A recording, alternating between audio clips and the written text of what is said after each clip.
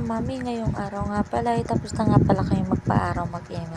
Dahil nga pala tapos na magpa-araw yan, ayan. Nagpalit na nga din para ako ng damit at ito. Nagasa ko na nga pala mga mami ko dyan yung kaldero dahil magsasaing na nga pala tayo. Dahil magtatanghalian na to. Ay, hindi ganon. Malilate na kasi ng almusal, ganun yan.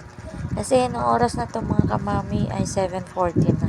Kaya ayan, pandalas na ang mami niyo magsaing. Dahil bawal nga pala malipasan ng babaeng yan. Dahil ako nga po pala, isang buwan pala ang nakakanak. At yung aking baby nga pala ay andun sa loob.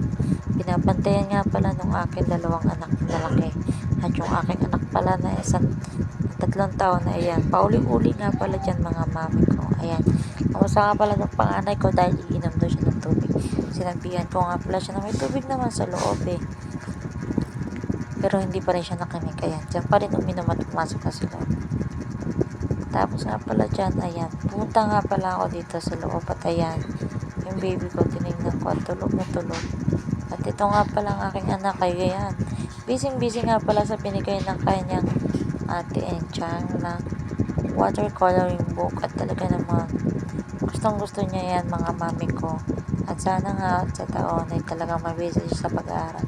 Pero hindi talaga mawala sa kanyang tabi ay ang ipit na yan. Ay talaga namang inuubos na ang ipitan namin. Ay nako, wala na nga maibili ay talagang inuubos pa kalalaro. At ito nga pala, shoutout nga pala kay Ninang Ariat. Salamat Ninang sa suman, tsaka sa Kalamati. Thank you so much po. At nakakain ang babaeng yan ng suman na naman.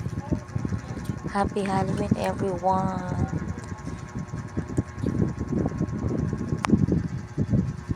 At itong time na ito nga pala, ayan.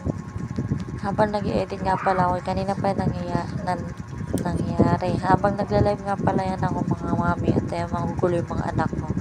See you on my next vlog. Thank you.